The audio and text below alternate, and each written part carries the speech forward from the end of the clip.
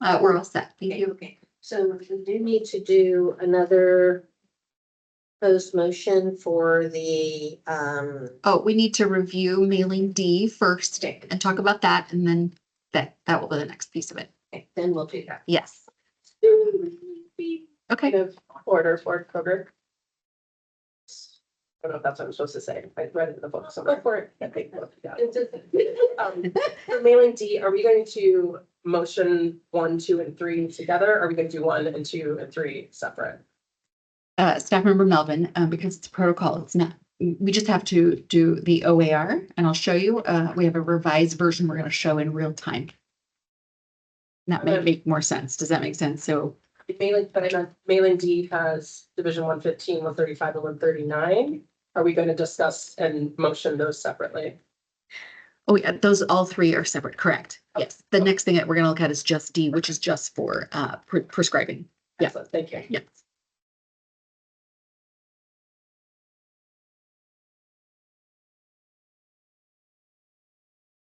All right, staff member Melvin.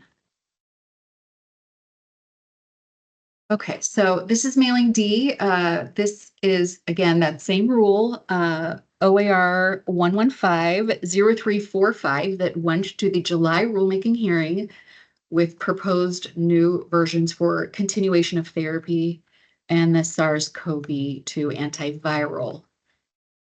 And so why this is revised again is because we are asking the board to, in this version, not to adopt the coronavirus 2019 proposed protocol from the June board meeting that you saw. So what you will see here in the bold and underlined versions, we are just looking at continuation of therapy, including the emergency refills of insulin. And the new language was and early refills of opioid use disorder medications, version 8, 2024. And down here in 2 little d, SARS-CoV-2 antiviral, version 8, 2024. And then I made a note, again, like we just stated, again, it's going to be as revised because you've already adopted the temporary rule. And back to you, Board Chin, President Chin, for discussion. So floor is open for any questions. Covered this and make sense. Board member Kirkbride, point of order, did we make a motion? Yeah, I'm asking for any comments before we do that.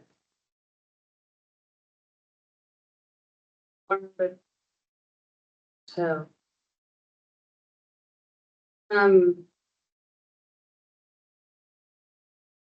So how the motion is going to read, board member Kroger asked, it's going to read separately. now this is not what the Member Kroger was asking about. This is just about the what was just shown in D. We're not doing the EB and DC.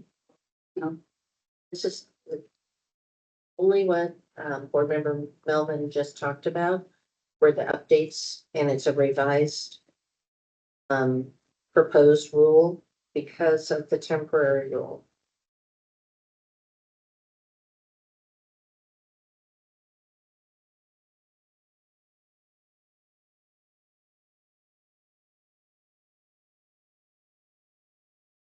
We on the same page, Board Member Patel?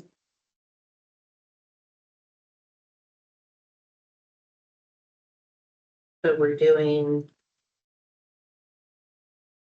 little letter D, little B, and little A. So the early refills of insulin and opioid use disorder and the SARS. So the only revisions that, and what we're motioning for right now. And there's going to motion to adopt the rules like permanent. To adopt as revised. Yes, as permanent. Yes, so permanent will be filed first, this version. Then I have to turn around and file the temporary rule to add the coronavirus and the other RSV and the 2 flu protocols that you just reviewed. Okay. Okay. Makes sense. Thank All on the same page? Any other comments or understandings? Great.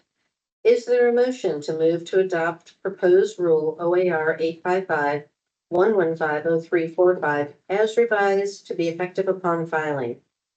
Member Kirkbride, so moved. Seconded, Vice President Joyce. President Chin, yes. Vice President Joyce, yes. Member Beeman, yes. Member Hall, yes. Member Higgins, yes. Board Member Kirkbride, yes. Board Member Kroger, yes.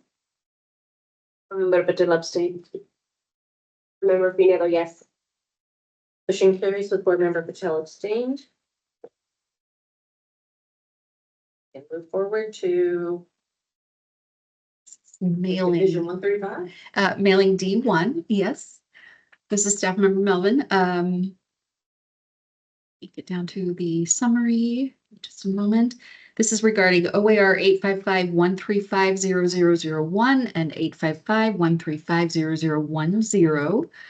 For the amendments that were proposed in 0001, it proposes to add the continuing veterinary medical education, or CVME, accredited by the American Association of Veterinary State Boards Registry of Approved Continuing Education, or the AAVSB RACE. As a medical program to CPE definitions, the board reviewed as a request regarding limited access to CPE relevant to veterinary pharmacy CPE during the April 2024 board meeting and discussed the proposed rule amendment during the June 2024 board meeting. This went to the July rulemaking hearing, and back to you, President Chin, for discussion. This was something that we discussed, the rule, changed things, and everybody, as far as I recall, was in agreement. Does anybody, yes? Not everybody was here, Sorry, sorry. I wasn't here, but I don't know if this is a change that we can make, but in the comments, it talked about that the word accredited is not really like the nomenclature that's used by the CVME, and I am by no means an expert in that education. But I don't know if that would cause issue for those individuals if the word accredited is used versus what was suggested was just programs approved by the American Association of Veterinary State Boards. And if that is something that would be a substantial change, that would need to go back. But I just wanted to bring that to everyone's attention. I think nomenclature definitely matters when it comes to what CE is accepted or not.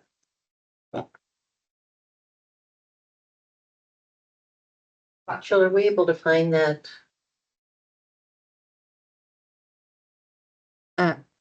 The rulemaking comment, and we will need board counsel. on that. Yeah, no, it should be fine because you're not changing, I mean, accredited approved, same, yes, sort of same thing. So it should be- So what were the suggested revisions?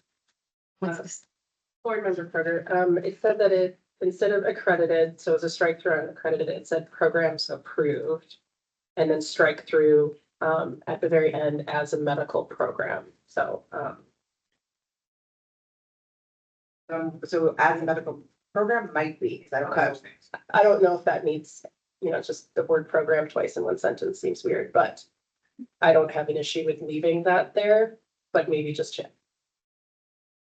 It's not really that big of an issue to me, but I just wanted to point it out. I don't know what my peers think. Yeah, we also, Support President Chin, so changing accredited to approved by the American Association of Veterinary State Boards Registry. I'm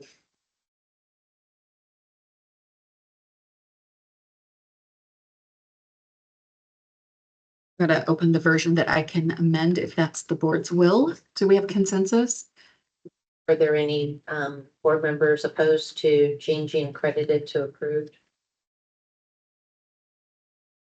Hearing none, I think we're good for that.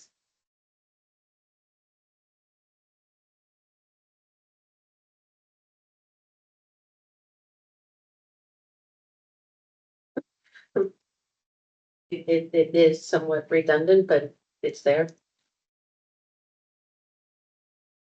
Any other comments? Thank you. Board Member Kroger. Give me just a moment. We'll scroll down to the second portion of that, the additional rule that's in this. Just a Thank you. moment.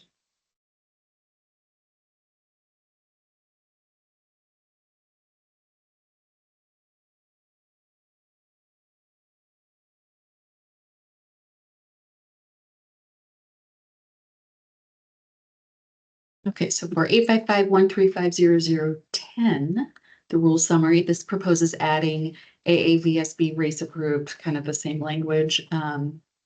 It's exactly the same rule summary. Scroll down and you can see in 2 little e, the proposed amendment was under the underlying portion of it, or AAVSB race approved medical program. I believe that's the only amendment.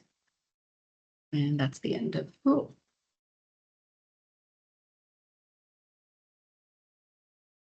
Any other comments or questions? All right, let's move forward with the motion then. Is there a motion to move to adopt proposed rules OAR 855-135-0001 and OAR 855-135-0010 as revised to be effective upon filing? So moved, Vice President Joyce. Board Member Beaman. Member Chin, yes. President Joyce, yes. Member Beaman, yes. Member Hall, yes. Board Member Hemmings, yes. Board Member Kirkbride, yes. Board Member Kroger. Board Member Fajar, yes. Board Member Pinero, yes. Motion unanimously passes. Thank you. And we will go on to Division 139. Back to you. Sounds good. Staff Member Melvin, this is mailing D2.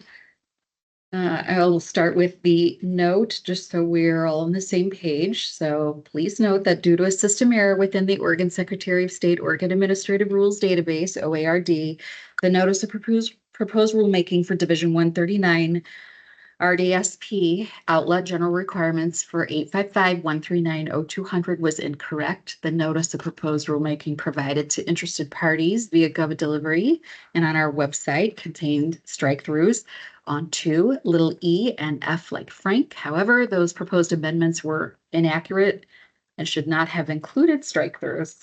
So the board was only seeking public comment on the proposed repeal in OAR 855-139-0200, and I'll scroll down to show you the actual rule. And then this summary was proposed, the board is proposed to repeal 2 in its entirety, eliminating the mileage requirements between the RDSP and the RDSP affiliated pharmacy. The board received public comment or feedback rather related to the mileage requirements between the two during the April 2024 board meeting, and the board discussed repealing 2 during the June board meeting, and it went to the July rulemaking hearing. And so what you want to look at is paren 2. This is what the suggestion was, to repeal completely number 2. Back to you, President Chin. Okay, so I would like to, of all our comments today related to just the parent 2 and not to the entire RDSP section, based on time that we have today. So are there any questions, comments regarding, because we talked about this in April and June, not that everybody was here, we had 3 new board members, but I think that done your homework. Does anybody have questions or concerns regarding this change?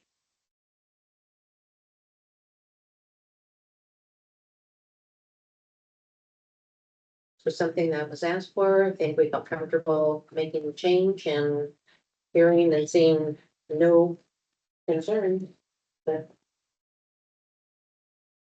sure. Remember the call has. Yeah, well, yeah. Not raising hand, but like. You have the 3 ways. Board Member Fajar, can you move that Cheryl Fox somewhere else? Yes. No offense, Cheryl. No.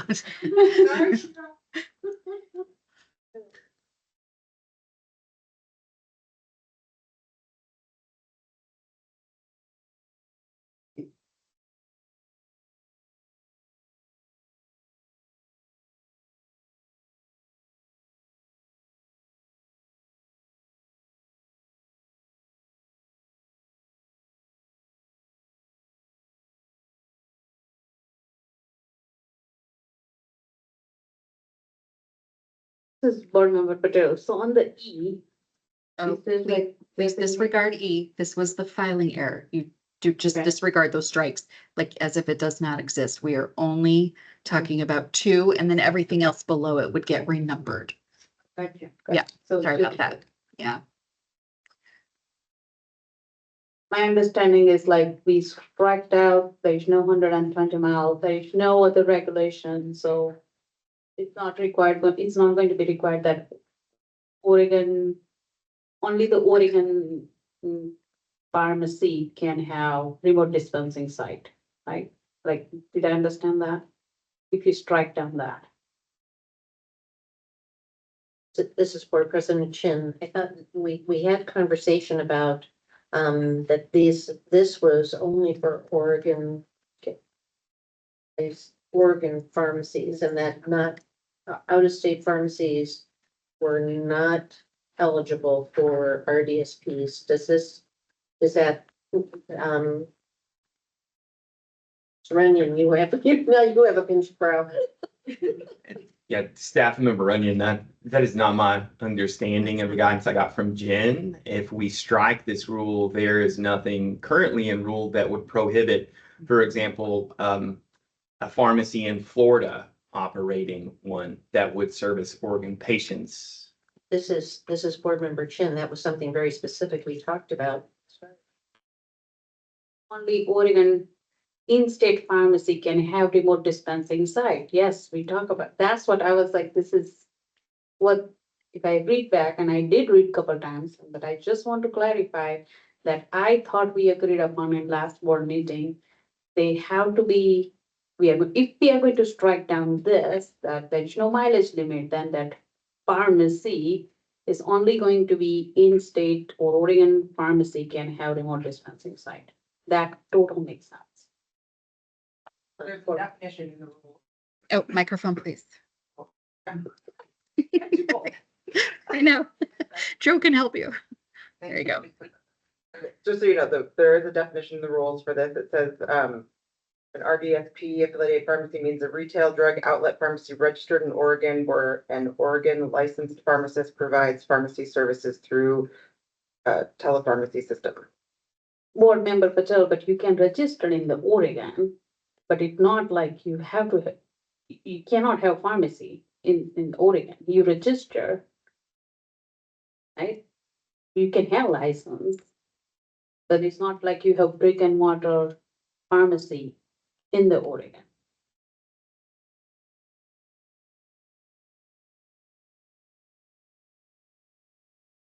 Board Counsel, does what you just read?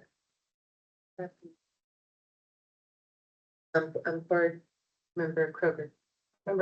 Board member Carter, while I was not a current board member during that previous meeting, I was in attendance as a public member. From what I recall from the conversation, there was one concerns about interstate commerce and some sort of rule that could have put the board at risk Yeah. if we limited to Oregon only. The other part of the conversation that I recall as a public member was that there may be scenarios, as long as they are registered with the board, we still have jurisdiction to take disciplinary action.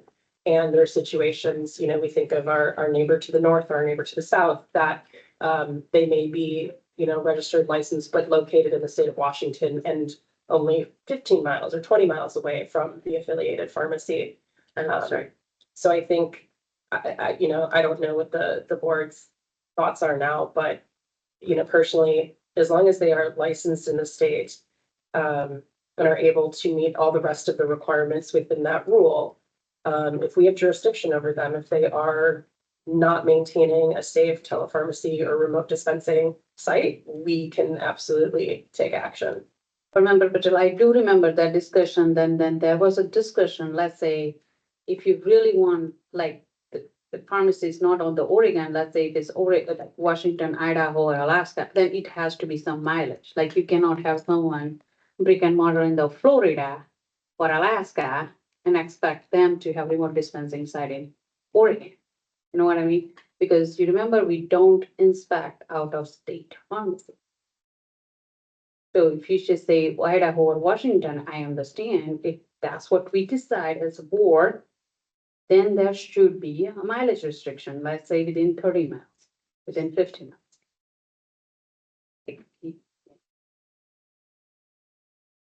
That was the discussion, my understanding, and then I don't know what we come to consensus, and it was basically just strike down the mileage.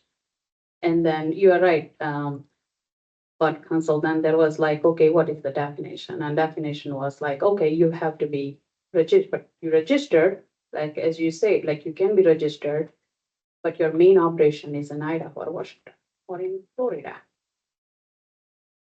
We still have jurisdiction over the RDSP here in Oregon, and we still can inspect the RDSP here in Oregon. It's not like we don't have eyes on what's happening here. This is Board President Jim, sorry. Board Member Kroger, I appreciate the concern, Board Member Patel, but I think the other aspects within the RDSP rule, there's a requirement for personalized inspections from the PIC of the affiliated pharmacy, I believe, every 28 days. So I think there's other aspects to the rule that would probably effectively limit, without specifically limiting the mileage of a pharmacy that's clear across the country in running an RDSP. I feel like there's other aspects to it. And that, like I said, I don't want to misrepresent what my interpretation of the discussion at the previous meeting was. But I think the board had landed on the elimination of the mileage because they were comfortable with the fact that they still had to be licensed in Oregon and meet all the rest of the requirements within that rule that required the supervision, response, et cetera, self-inspections of the site. So that's my only thought on that. Thank you. And thank you for so much has passed since then. Can't even begin to tell you. So, I'm truly grateful for listening. Public view. Board Member Patel, are you sated? As much as you will be sated? Well, Robert Patel, I'm fine, I hear you, and I'm fine either way, you just strike down the whole thing and now the operation, but I would be feel more comfortable, it's in-state brick and mortar to serve the Oregonian, have that rural area covered, then someone from, mail order pharmacy, like the PBM pharmacy kind of like now come to the Oregon and don't do a good job kind of thing. So I'm fine either way. Vice President Joyce. So this rule currently allows a registered brick and mortar pharmacy that's registered in Oregon and let's say Texas. And then, but that we require the PIC to inspect the RDSP. But could they do a virtual inspection of the RDSP, or are we talking about in person? I mean, that would discount that. Board Member Kroger, the rule says in-person inspection. In-person inspection. So that would limit it for sure. Need further discussion? Hearing none, I'd like to see if there is a motion to move to adopt proposed rule OAR 855-139-0200 to be effective upon filing.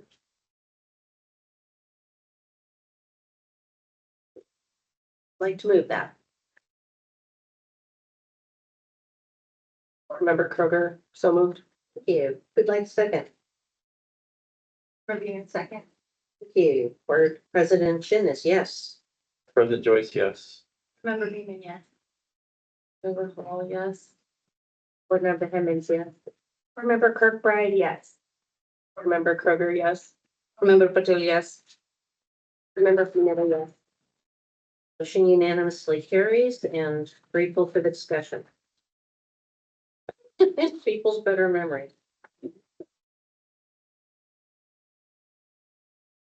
Okay. Let's go, let's see, public comment during board meetings. Public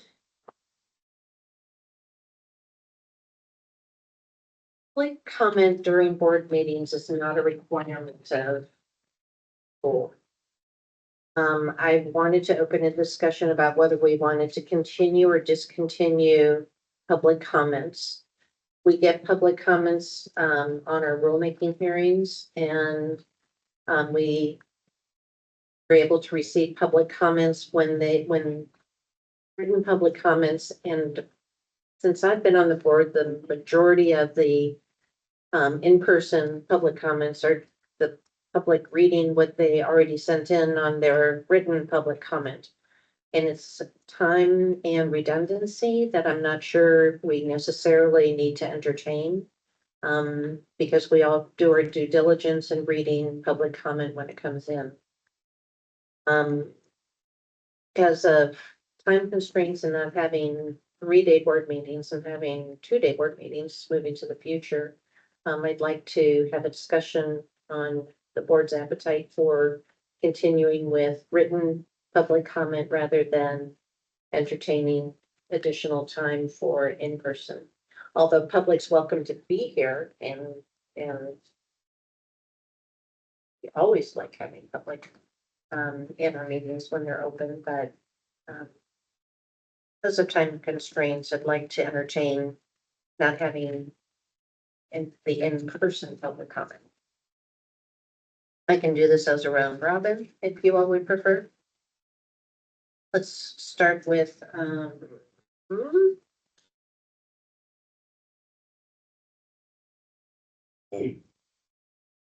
I'll just start with board member Hall and just go around in a circle. Member Hall, I think in person public comments are more, they have more gravity, and I think it's important to have an open door. Don't like that they're limited to what's on the agenda. I mean, I understand. Need to stay on track, maybe they need to submit something ahead of time, but I wish that it was more open.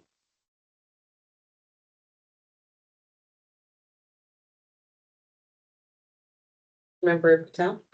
Member Patel, I agree with Board Member Hall. Because this licensee, they are taking time, driving, making their schedule adjusted because they all have another job too, right? So they come here in person. They want to make a oral comment instead of just the written. I think that carry more value. And that's also kind of seems like they're more engaged, and that's what we want. We want to see their face. They want us to interact with us. So I would highly encourage that we should, and I mean, it's like, it's not even taking that much time. It's like 5 minutes, bare minimum, or 10 minutes. So I wish like we give them at least instead of 3 minutes, at least 5 minutes, I think. So I would definitely encourage to have the public comment at the end of the meeting. Thank you. For Kirkbride? Board Member Kirkbride, being a new board member, I'm a little bit on the fence. So, not having experienced public comment as a board member, we don't have any today. So my general thoughts, I do, agree that licensees should have a forum. I think it should be limited to the agenda in the interest of accomplishing business for our state. And I do agree with time limits as well, just because there is a lot of business to get done. As far as getting rid of it completely, or retaining it, I don't have a strong opinion at this time. Member Hemmings? Board Member Hemmings, did I hear you say that the board meetings are now going to be 2 days only? Yes, ma'am.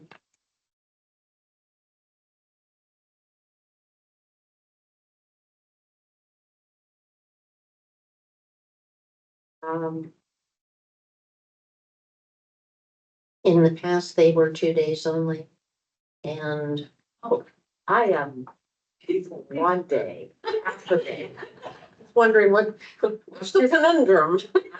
No, I just procedurally, I'm just wondering, I thought that this was a temporary situation due to staff shortage. I didn't realize that it was permanently 2 days. So what, we're talking about the public comment period, which takes about, what, 5 minutes, 10 minutes, right, each meeting? What did we eliminate to bring it from 3 days to 2 days? The drastic change. I appreciate, but I'm just curious, are we missing, what are we? We are not doing as many rule. We're finishing up on all the rules and we are in the process of reorganizing. I think a lot of boards that, I'll let board executive director Fox take that. Your President Chin and Board Member Hemmings, if we can just wait to the next topic, I'm going to go through and give some context Okay, from I a appreciate operations that. side. Okay, so, you know, I agree with the previous, board members regarding they don't take a lot of time, and I think it's important to give people an opportunity to be able to speak, publicly if they so choose. In terms, definitely, there should be a time limit. Um, you know, I guess it makes sense that it relate to the agenda that's being discussed, because the agenda is sent out prior to the meeting, right? I don't have a hard yes or no as it relates to that, but, I don't think it takes that much time, to keep that there on the agenda. Thanks. Okay. Board Member Kroger, trying to think of how to say this as quick as possible, but I'm opposed to removing public comment. It is our job to serve the people of Oregon in a transparent, open manner, and diversity of thought and perspective is essential to ensuring that the decisions we make are factoring in the thoughts of the people we ultimately are serving and protecting. I think limiting it to just what's on the agenda is limiting ideas and thoughts that we may hear and may want to consider for future board meetings. But I would be very opposed to removing oral public comments from the meetings. Board Member Beeman, I'm also opposed to removing public comments from the meetings, as I've stated repeatedly at several board meetings and often, like to an exhaustive extent at the strategic planning last fall. We need to hear the voices of the public, of interested parties, of licensees. We need to hear from people who are having to abide by the regulations we are putting in place. And we do have our day-to-day jobs, we do have this, but that doesn't mean we have our finger on every pulse that's out there in the practice pharmacy. So if we are shut down means of communication and direct communication from public, we are not in any way serving patient safety, because we cannot hear directly and be accessible to be told directly. The public can't come to one of us and lobby to us to say this, or this. We have to entertain it as a board, and this is one of the few ways to do that. So I'm very much opposed to eliminating it.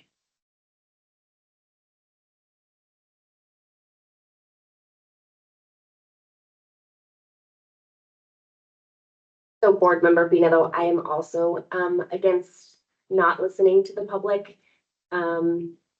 in my previous experiences with traveling and listening to some of the comments that our licensees have to say about their opinion or their view of the board has been negative in very many ways. And so I feel like we need to encourage them to be able to address us as a whole and see that, word of mouth is that we do care and we do listen. Vice President Joyce, yeah, I'm definitely against excluding public comment. We need to hear those thoughts and concerns. And yeah, relevancy of the comments is of course important. And in the past, we've had people come in for public comment and we've already ruled on it, kind of after the fact, unfortunately. So if anything, we want to encourage public comment. I mean, if they make the effort to come in here and speak publicly, which people are nervous about at times, we've seen that with public commenters. And they're making that effort to come here to express their concerns, then we definitely need to hear it. We shouldn't be filtering it out. For President Chin, I am not opposed to public comment either. This was a topic to bring up because of time constraints that we are having, but I just want to clarify, we are not eliminating public comment. So we were just trying to be mindful of the time that we have spent, and I think it is valuable time listening to the board members' concerns about not having the voice. Board Member Beaman. Board Member Beaman, I'd like to add that we used to do 2-day meetings every meeting, with the exception of very few. And the public comment it does not take up that much time that it should be eliminated. It's not a significant thing. We've had to make other changes that take up far more time that have been put into legislation, other rules that we have to follow, that take up vastly much more time, and we don't even get public comment at every meeting. So I think I wish it were utilized more, but the time is not the reason to do this. Director Fox. Thanks to Director Fox. I want to acknowledge and thank the board for their overwhelmingly consensus on this agenda item. And I just want to give a little bit further context. Reason that this is before you is not necessarily the operational changes that we have to make for the agency. It's more so there's a lot of state law changes. There's a lot of discussion within the enterprise about hate speech, public meetings, the public meeting requirements within the Ethics Commission and their new authority that they will be talking about later today with the board. And so being a newly constituted board, we wanted to make sure that we understood the direction that you all have moving forward.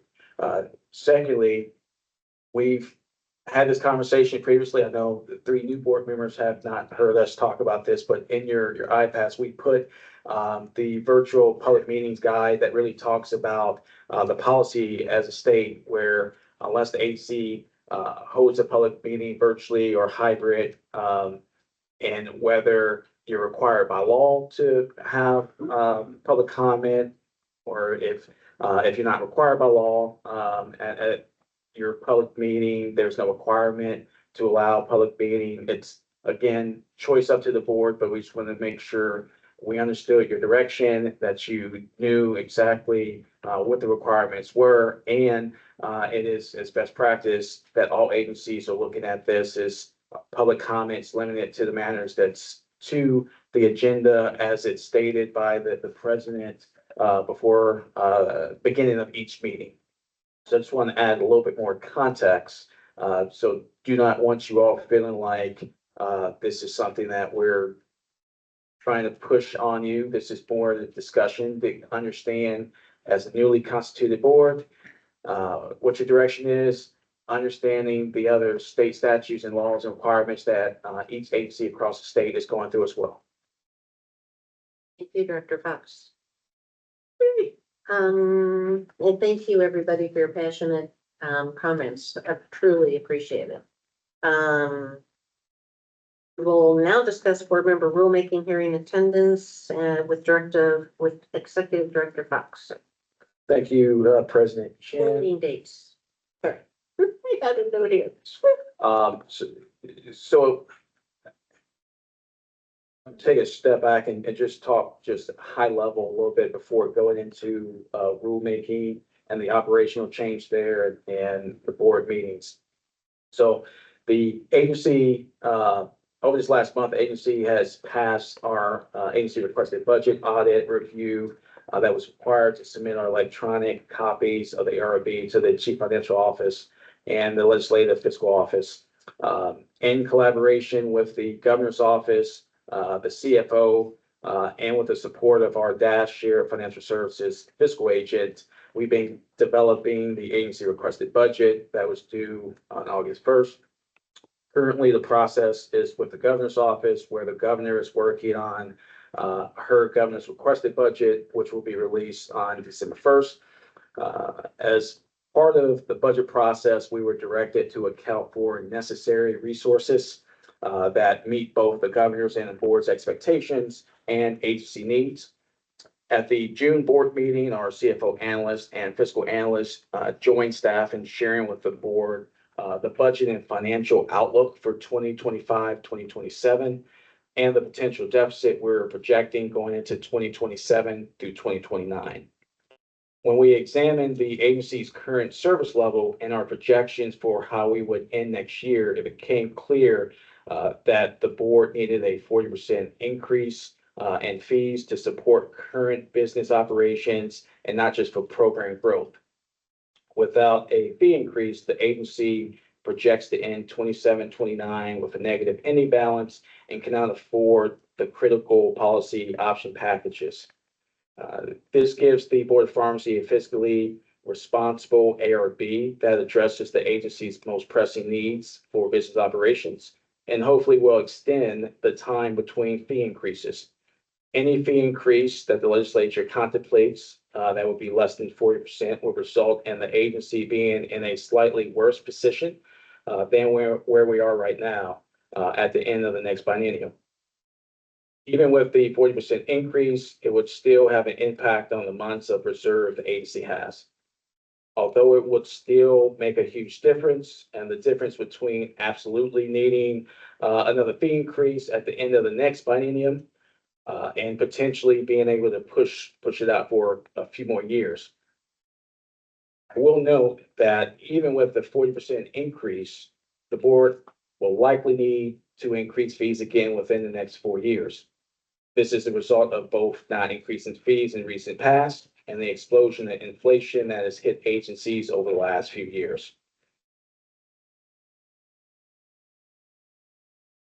It also is likely when we look at the market where California charges roughly, as it was stated at the last board meeting in June, like $500, and Oregon has an annual license of $125, which would mean 2 years worth of licensure is $250.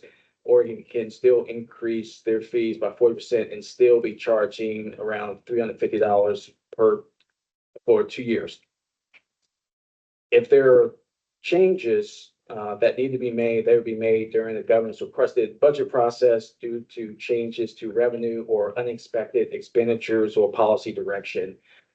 As shared with you before, to meet this expectation of the agency, as well as the governor, we put forth policy option packages and 3 legislative concepts.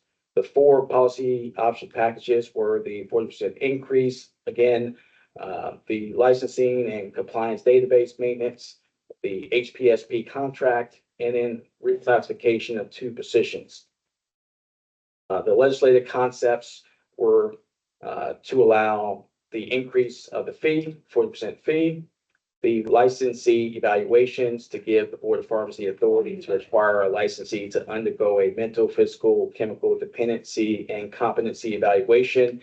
As other boards have that authority, this has been a direction of the board, but it's failed during previous sessions because the last session, 2 sessions ago, the legislative session had walkouts and this bill failed. But it's coming back. It's on the list. And the last item was at the board's direction, the 2024 House Bill 4002 directives to review ORS 475 and ORS 689 in its entirety for necessary technical changes to meet the legislative intent of the bill.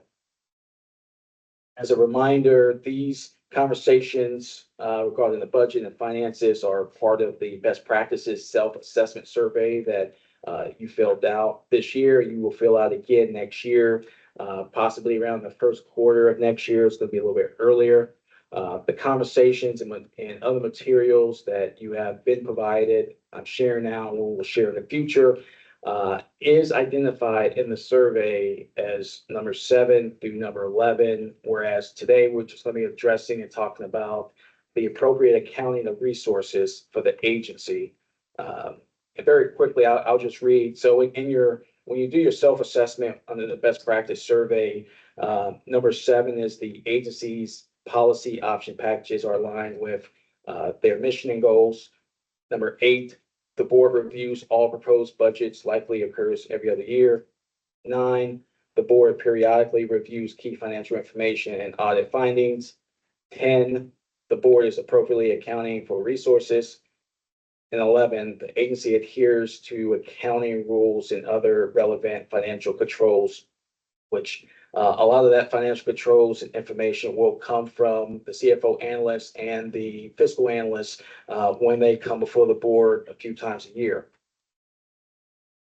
Furthermore, as part of the budget development process, whether during the ARB or GRB, the agency is required to submit a 10% reduction package in collaboration with the governor's office and the CFO. That reduction equates to about $1.3 million.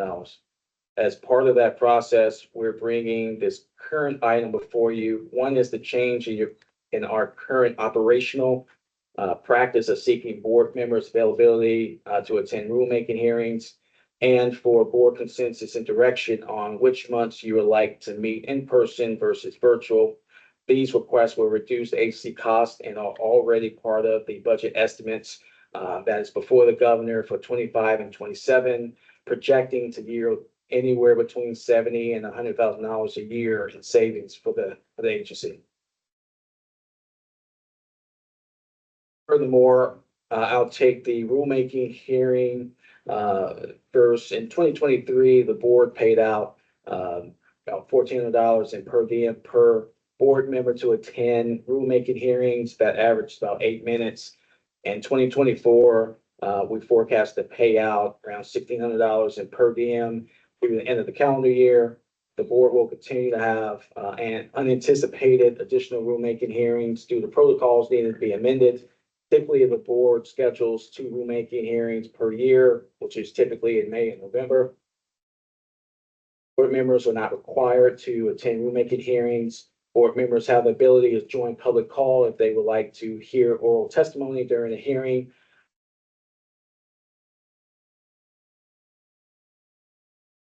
Report a summary of any oral testimony provided during a hearing and all written comments received during the open comment period. Team meetings, the team's meeting recordings are on the board's website and YouTube channel and can be listened there for anyone's leisure. And all items come before the board for your discussion and approval. As we look at meeting dates, please note that the costs that I'm share are on average of 2024 and include per diem, private vehicle mileage, catering, parking, lodging, meal per diems for each board member as applicable. Current cost for a 3-day in-person board meeting averages about $3,600 per day, equates to about almost $11,000 for 3-day board meetings. That's about $67,000 annually for 6 times a year. If we move to a 2-day in-person meeting in 2025 on, it's estimated to only be about $43,000 annually. The difference between a 3 and 2-day in-person meeting is about $25,000 for 1 year. Assuming per diem, hotel parking, mileage, and all that. And those figures will change, because the cost of the dollar in 25, 26, 27 is very different with inflation and other costs. Staffing cost, everything will be different.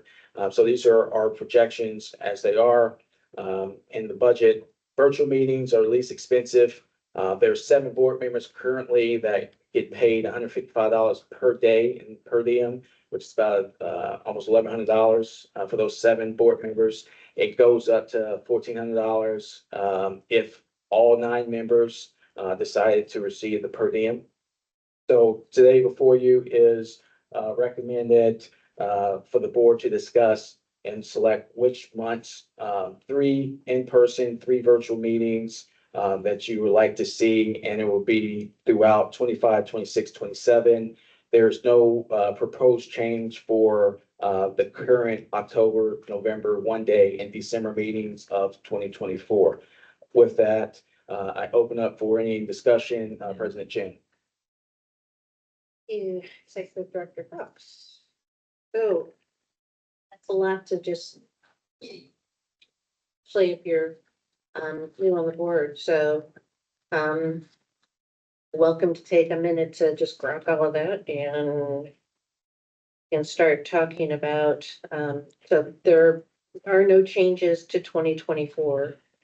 Staff member Melvin, I'm sorry to interrupt. Yes, there are, because the board had initially voted in motion to have 3-day board meetings in October and Okay. December of 2024. Okay. You're so we do- proposing 2-day. We do need to change that. Yes, sorry, thank you. Yes, so we do need to change the proposed meeting dates, so that, because we had already agreed on them many previous years.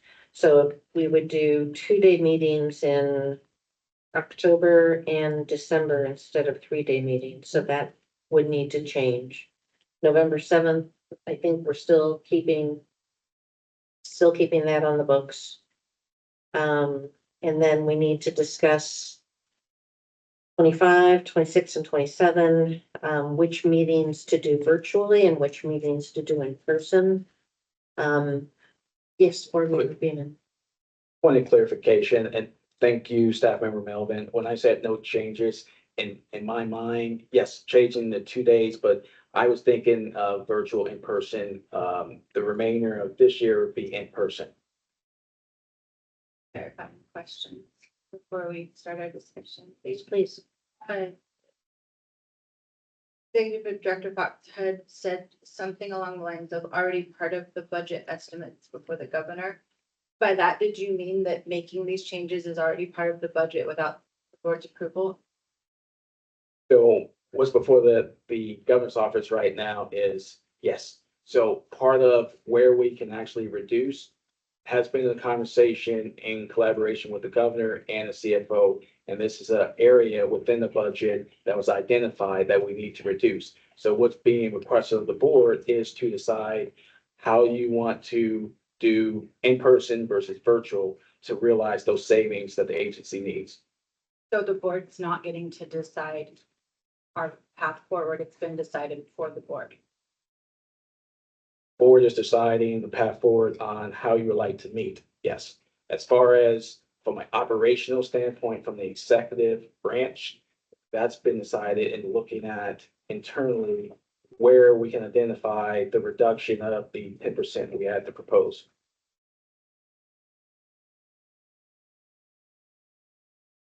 Some reactions that seem, I guess. And in the current, This is Board President Chin. My guess is that if we did not make the sacrifices for the dollars spent for us, then it would be staff sacrifices and eliminating positions. And I know you know that. yeah, I But I understand. just want to say it out It loud. has to be sacrificed somewhere. However, I have not been in a position on this board that certain decisions like this have been made prior to the board reviewing them. So it's just, it's a very different change. In your current cost for the 3-day in-person meeting bullet point, you cited special meetings in both February and March. Is that part of this current cost, or is that only the cost if we were to do a 6 meeting year? Then you had said you referenced 6 per year later, so. Yeah, six meetings. Yeah. But you've cited 2 special meetings that are not normal. Yeah, that was bringing in cost from previously. So when we look at projections, we look at how the board was actually producing before, and then how do we move forward to be able to equate to the dollar amount of the 1.3. Okay,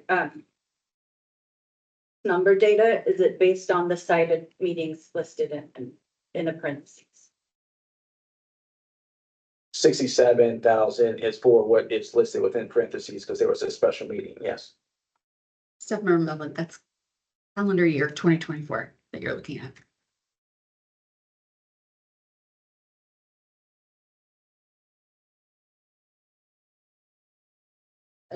Thank you for the clarification.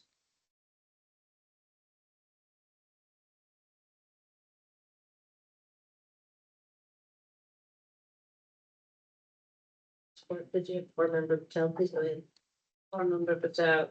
So it's my understanding, and please correct me if I'm wrong. So last meeting we talked about there is a $11 million worth of budget.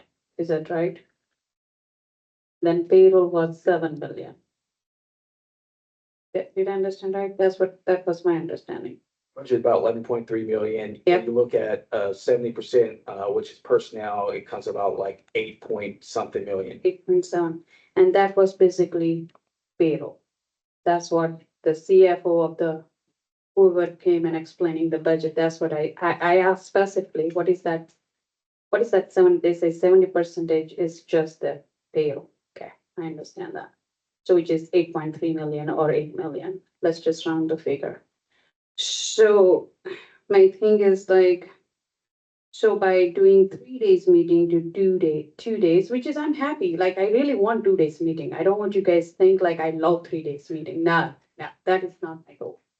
But even if you do from 3 days meeting to 2 days meeting, even if you do virtual, even let's say the public, board members not going to be attending to that public hearing, even if you do everything else, I think it's my understanding we only saying what, $25,000 per year? And what is our budget deficit for 20, and this is the projection for 25, 26, I think 27 and 28. Right, that's my understanding. So it's my understanding the last board meeting, we were like about $3 million in the deficit, and that by doing this, we are going to save $25,000 or $26,000 per year. Just saying. I don't want 3 days meeting. I don't want to drive. I love virtual meeting. That's okay. I'm going to attend those public rulemaking hearing, sure, at my own time. $100 is not going to break my back. I'm just saying that this, if we do all those things, I don't think so we can solve the budget crisis. By increasing the fee, I also think like we are not, because, and I just want to correct that pharmacist licensing fee, you said $250. But correct me, staff member Hannigans, don't we pay $70 BDMP? Yes, but that's not a fee that the board retains, that goes to the PDF. We pay, program. right? Yes. If I'm wrong, we pay. There's a $4 for data collection for employee, what is the workforce collection data? Yeah, again, not a board fee that is retained. But we are paying, it's a licensing, right? You have to consider that. I'm just saying. You're paying. The other thing is like wholesaler fee is what is the wholesaler licensing fee? 525. Staff member Hannigan, correct. Manufacturer licensing fee. 525. Dispensing practitioner drug outlet dispensing fee. Licensing fee. 100, I believe. There you go. Veterinary animal drug outlet fee. 100. Right. Then pharmacy drug outlet licensing fee. 25. 25. That's right. Certified pharmacy technician licensing fee. 100 for 2 years. Now, did you see that we all paying more, but the wholesaler is the Fortune 50 company. We are only charging them 525. Manufacturer only 525. Dispensing practitioner drug outlet, we only charge 100. That's like more than the technician is paying more than we are paying.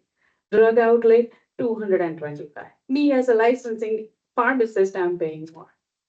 So even though if you increase this licensing fee for the licensee, I don't think so it's going to put a dent on our budget deficit, which is like, I'm just, it's going to be about projecting like about $2 million.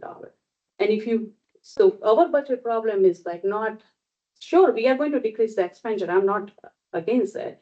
But we have to increase the revenue, but more, not by increasing the licensing fee, because it's not going to make the goal. What we supposed to do, we have the dispensing practitioner, drug outlet, veterinary drug outlet, we are giving that is our licensing fee that collecting by other boards. It's supposed to carve into the, for a pharmacy. And now we are talking, how many licensing we have for the dispensing practitioner drug outlet?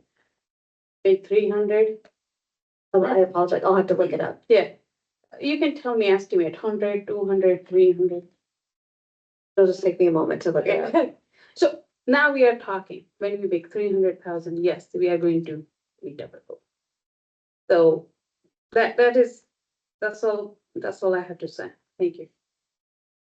And just a few things. So yes, when we had this conversation previously, and we had the fiscal analyst and the CFO analyst, before the board, we are projecting, heading towards a $3.5 million deficit going in, the end of the next, biennial. Part of what we're looking at, because, and this is enterprise-wide, so Board of Pharmacy is just one, cog in the enterprise budget, process within the government. So, what they're looking at is each of our agencies and make sure that we're, aligning them of what we can, address to our current service level, and that current service level has significantly increased. And so looking across, there are some agencies that are looking at, higher fees than what we have to be able to at least get us through. When you look at what I discussed before about our maintenance system, our software, our software is end of life, and we have to replace that. The software is not cheap. We do not have the funding to do it. If we're going to meet the, I like to say customer experience, but I know the governor says customer service, but the customer experience for pharmacists and pharmacy techs in the state, we need to step our game up on our software and not continue to do all the manual work that, appreciate the staff, but it's a lot of the manual work inputting 4 or 5 different spreadsheets and Microsoft Word documents, where if we had appropriate software to be able to help us. And then with the HPSP, the issue that we have with that contract, we have 1 or 2 agencies that may be pulling out. So what does that mean? That means that the Board of Pharmacy is going to have to pay more in that program. So when you look at all those fees outside of personnel, all those fees have increased. And those are things that we have to address as an agency moving forward. The other piece I would say is just looking at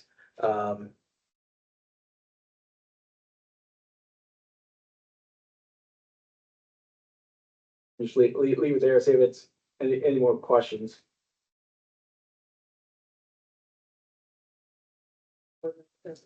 Member Kroger, the rulemaking hearing attendance, me, the only request I would have is for staff to just notify the board members when the recording is available on YouTube. You know, if it's a day or two, just a notice so that we can listen to the meeting when we want versus attending it. The meeting dates and the discussion around the virtual option for the meetings. And with how my understanding of how meetings are run virtually, maybe it's my experience with the PFAC committee. I would want to see changes in how the public can attend a meeting virtually, how we can attend with camera. I don't know if there's technology limitations with kind of Teams, etc. But I would, before being okay with a virtual meeting, there would need to be significant changes in how the public and the board are able to attend and the utilization of cameras, etc. That would be, that's kind of my big concern with a virtual meeting. In my personal experience in the past, it is very difficult to follow along to the discussions being held by the board members and to see, it's to see what's being, put on the screen and the various, finite things that are being changed. And as the public deserves to be able to see exactly what the board is discussing. And if we cannot accomplish that with our current systems, and I know Mike, Rachel, Mike, you do so good, but if this were the way we have to go, then changes need to be made before I would be okay with it. It's no different than the board during COVID. It's the same setup. Only difference is, you'll be able to be seen. It's very similar to what we're doing here. It would just turn, flip a switch, it would go virtual.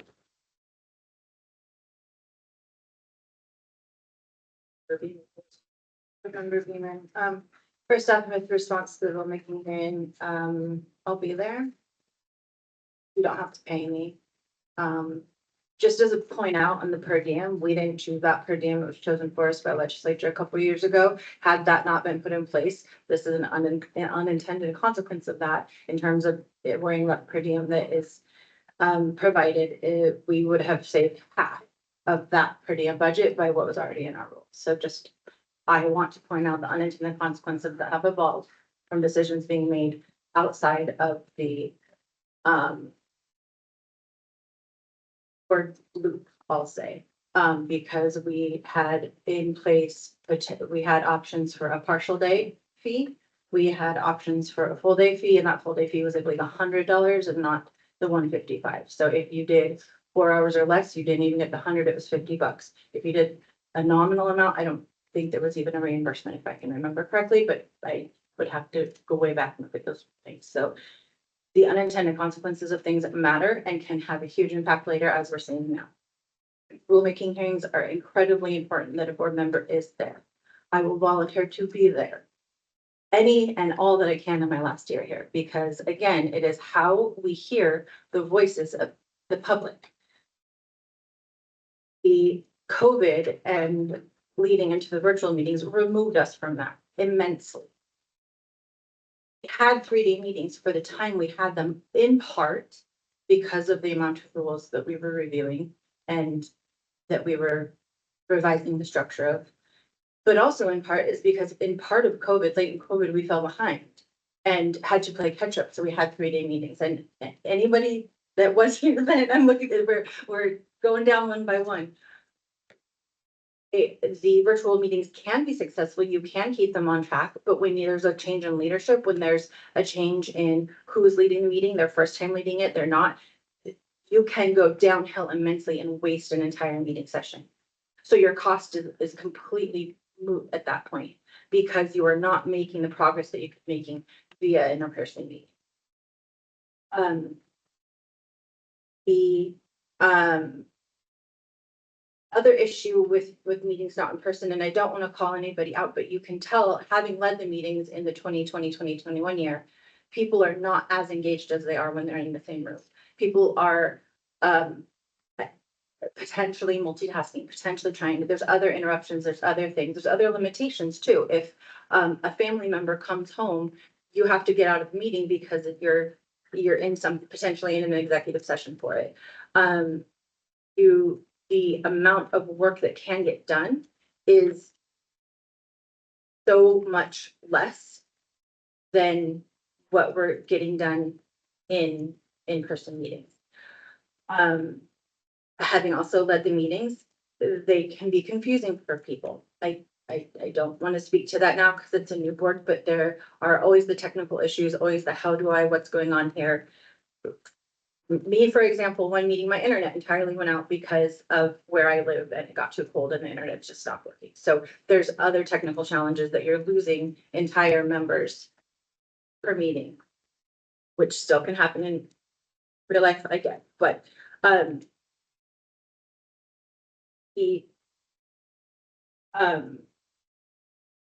think acknowledging where we can cost save is important.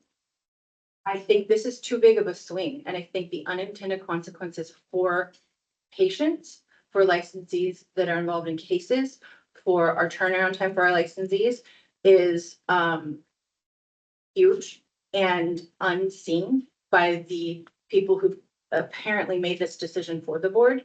But I think that it's too big of a swing and it needs to be swung in smaller steps. And then analyzed so that we can keep productivity, because we had to work so hard to try to even get caught back up to the point that we're caught up now. And we're still seeing cases that are what we consider old by however many years. And when we see that, I think it's looked at in a different light and cases that are more current, which completely mitigates and cancels all the work that was done on those cases, which was resources that were utilized. And I don't want to misutilize resources that way. That's the other thing.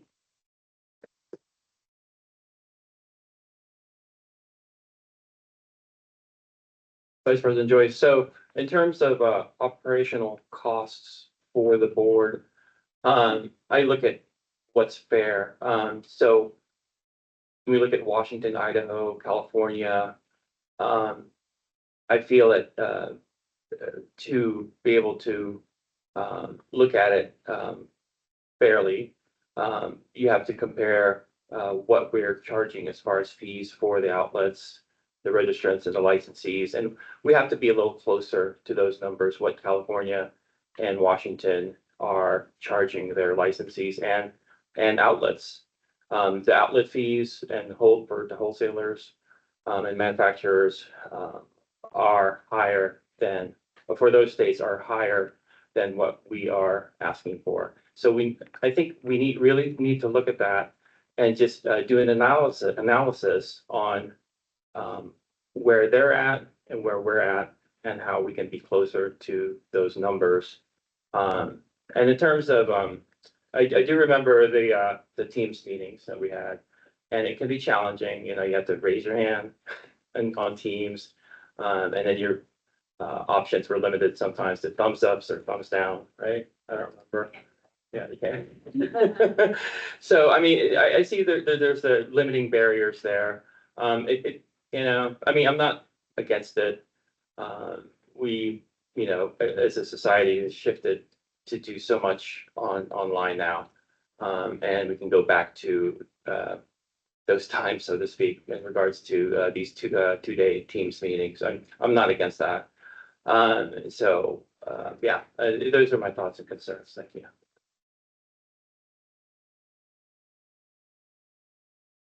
Member Kirkbride, I'll start with the rulemaking hearings. We kind of breezed past that into these board meeting dates. But I do appreciate the comments. When I first read this, I thought it was extremely odd that we would hold a rules making hearing to hear comments of our licensees and not have board members present. So that struck me as odd at the time. I do appreciate the situation. The report is good. And I echo that I would likely attend because I think it's important that a board member is there to hear the comments. As far as virtual versus in person, it is no secret I'm not a big fan of virtual meetings for all the reasons stated. Having also been a chair, it is extremely difficult leading a meeting virtually. And I agree that the engagement is just naturally lower. So I won't repeat all those comments, but the one thing I will add, and what you miss when you go virtual, are just the hallway moments. So we can't meet together and talk about board business, but we can talk about our trip in or our families or, you know, whatever topic that helps build trust. And then when you get to those moments where maybe it's a tense situation, you have more grace and more patience because you know those people that you are on the board with versus just being a face on the screen. So that's my comments.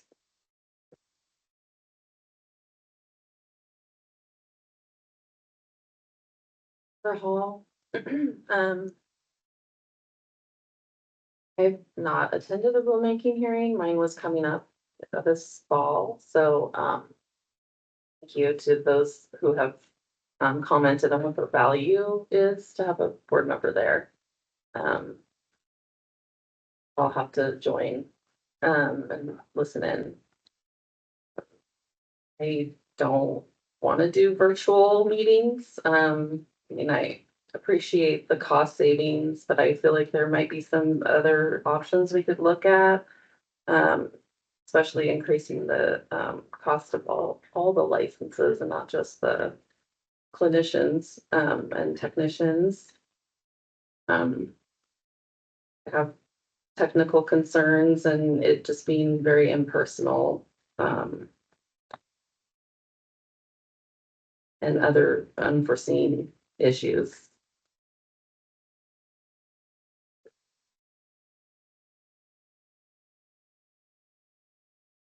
Member So- Hemming?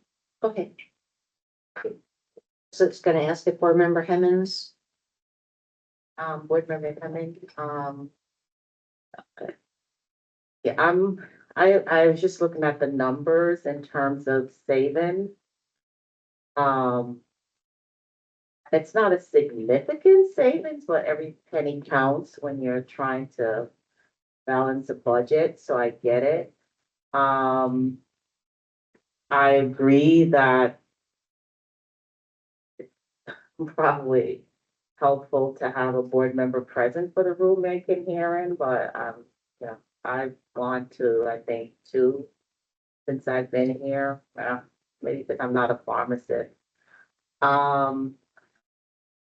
I think it's beneficial for, those people who are attending the rulemaking hearing or to have a board member present.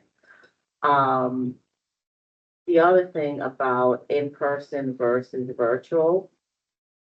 Personally, I hate in-person meetings. Don't like them. Like one of the benefits of COVID, unfortunately. Unfortunately for me, is that I don't have to do a lot of meetings in person. That being said, as much as I hate in-person meetings, I can't see myself doing this meeting virtually because it's just too complicated to keep track of everything that's going on when I'm here, much less being virtual. So it would be a disaster for me. I'd probably get used to it, yeah, but I would not, I wouldn't be a fan of doing this meeting virtually. So I appreciate hearing the reason why we're down to 2 days per week, because I was wondering like, I'm still asking that question.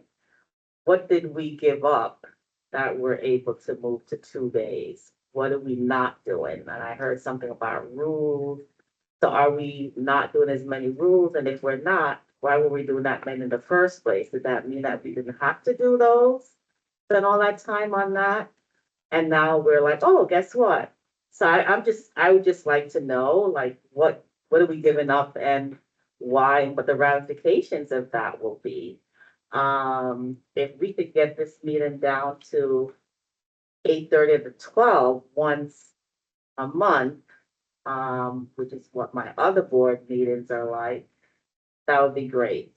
But that's, as I said, I appreciate the issues around the budget. Hey, and I think we need to look at the broader implications for the public and licensees. The other thing I wanted clarification on is this question about increasing fees. So we were only looking to increase licensees fees, not the other fees. Was that the plan? Or was that even the plan? I don't know. Wait, when you say licensee, what other fees? Individual license, because Patel and Manufacturers and wholesalers. registrars, Okay. yeah, right. Yeah, so Want me to respond now? Or you want me to wait and respond to everything at Are once? we going to increase fees? Yes or no? Were we going to propose? It is proposed Okay, in the ARB and is in the GRB. so were all fees going to be looked at as a proposed increase? All fees have been looked at from and really juxtaposed from all the western states and where Oregon actually lay in between all the western states. So they haven't looked at their being calculated, even some of the fees, like I said, these projections that you have, it could yield even more projections. The CFO is still working with the governor's office and running more calculus on each of the agencies and what will actually yield at the end of the day. What you have is just what we project as of a month ago, as we were trying to work with the CFO and the governor and really put something forth for her budget. So in total here, if you eliminated the 1 day and the in-person times a year and the rulemaking, you're saving a total of to total savings, if it's 60, it's more than 67, right? Total saving is $43,000 per member per term. So total, if you go from 3 to 2 days, the total saving is $43,000 per year. So 43,000 plus 67 plus 24,000. Right? Oh, per take, right? All of those numbers, you add that up and that would be your total savings per year. So what the CFO office has right now with those figures, it's projected a savings right around 76,000, is what CFO's office has, yeah, per year, $76,000. Besides these, adjustments or changes to the budget, are there other cuts that you're looking at that's gonna come up? Another conversation to reach that 3 million deficit to address that? Because this is only a small chunk of change.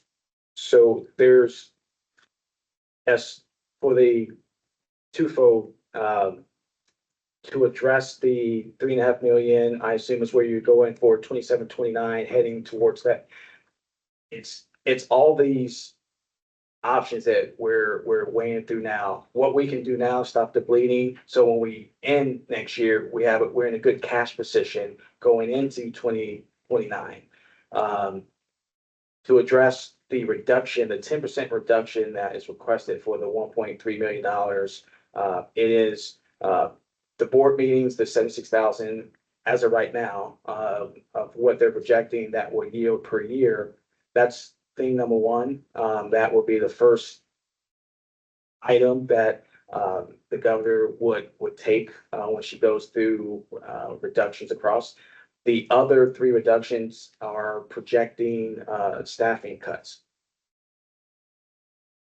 Okay, so the $76,000 does not eliminate potential staffing cuts. This is You would have to for- take, the positions that are proposed. Again, this is a process. And so going through the process and looking at it, you put 76 times 3, you put that dollar figure for the board meetings. Then you juxtapose that with the 3 positions. If you take one of those items away, we still have to come up with 1.3. And so even if you say, even if the budget, the governor comes back and said, we're not going to take the board meeting, we still will have to go back in and it would be just further cuts.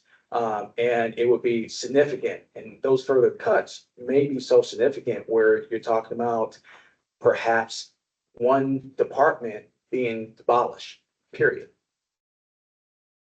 And this is, so we're in fiscal year 2025 now. 23, 25, Okay. So these cuts are for that, for FY 25, 27. Or 25, 27. The board cuts, Yes. okay. All right, so I don't envy you. I'm envying myself. But just a couple of things too. I'll just say, when we talk about, remember Hemmings, what we're giving up and bring out rules. The board went through 100+ rules last year. And we're still going through and trying to implement those rules. And so you have that, and you have, yes, we have some staffing challenges currently that we're working through transitions, and so we're not writing as many rules because, and with the staffing challenges there. The other piece is with the 40% to board member Joyce, Vice President Joyce comments. The legislature is going to decide that 40%. So even though it's projected as part of the budget, at the end of the day, whether the legislature will say yay or nay to the 40%. If they say nay to the 40%, we're in a world of hurt, and there's going to be some changes and conversations with the governor's office and CFO at that point. If we receive that 40%, that definitely helps us and gets us in a somewhat better cash position moving forward to be able to address the needs of the board and do the work that you all have required us to do with strategic plan and other tasks.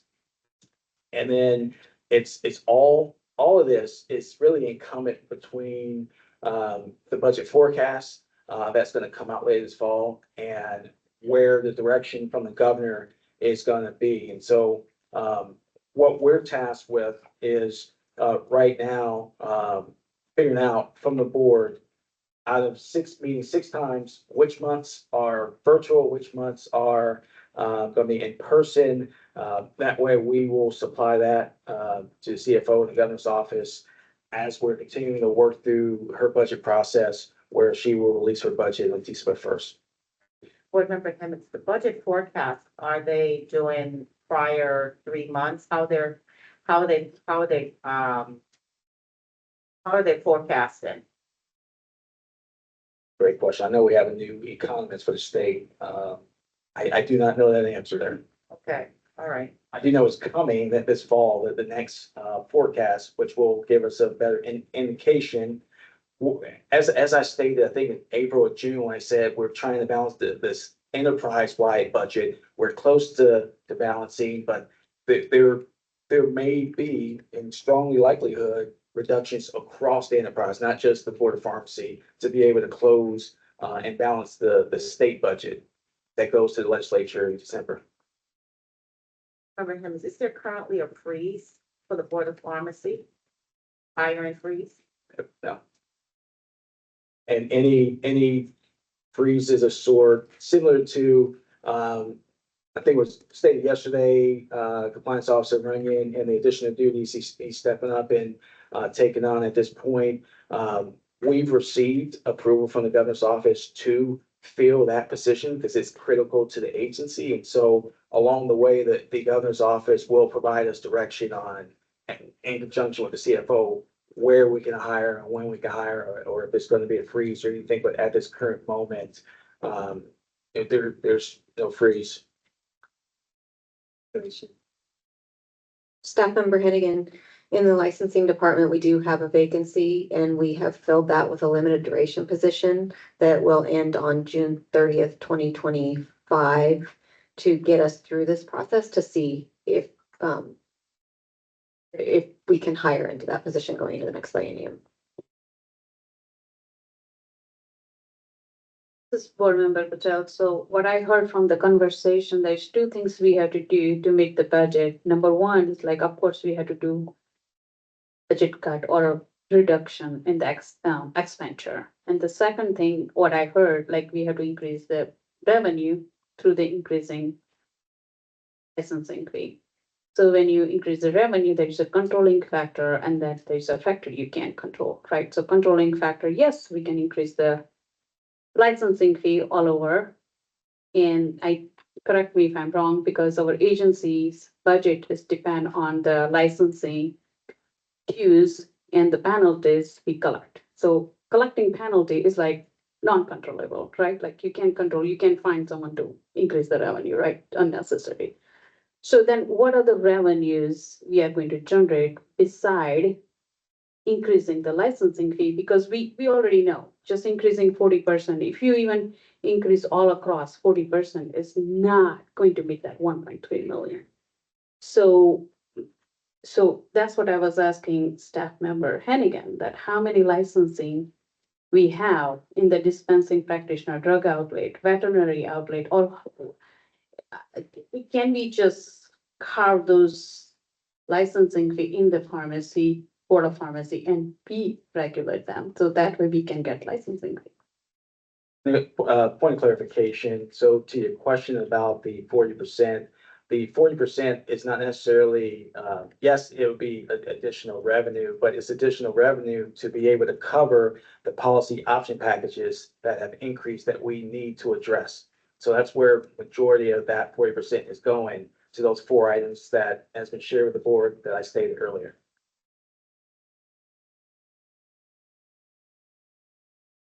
Excuse me, Board Member Kroger. At this point in time, what is the guidance or direction that the board needs to decide right now? So what the board needs to decide is which months, 3 months virtual, 3 months in person is all we need to know at this point, so we can share that with the CFO and the governor's office as we continue to work through the GRB. So my understanding is that we must do 3 virtual. Okay, and we just need to decide which months. Months, yeah. Board Member Hemming, so this is not a discussion. The decision has been made. Are we even voted? Why we voted? It's just, it is what it is. That's what it sounds like. Remember, Beano, if there are going to be decisions made for us, you should remove recommended out of it, because you're not recommending to us that we do this, you are delegating that this is the choice that we have. So it is not a recommendation to the board that we make this decision. It is basically, this is your choice and this is what you're doing. So that wording perceives to us that we have a choice. That choice has been taken from us. It's been removed for a choice.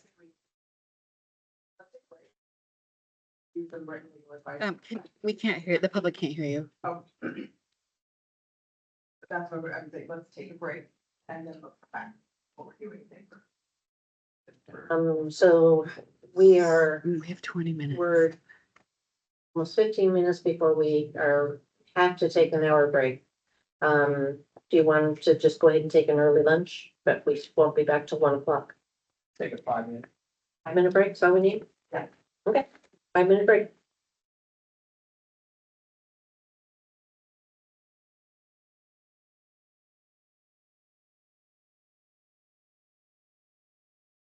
And Jane, you want to be there? Oh, go.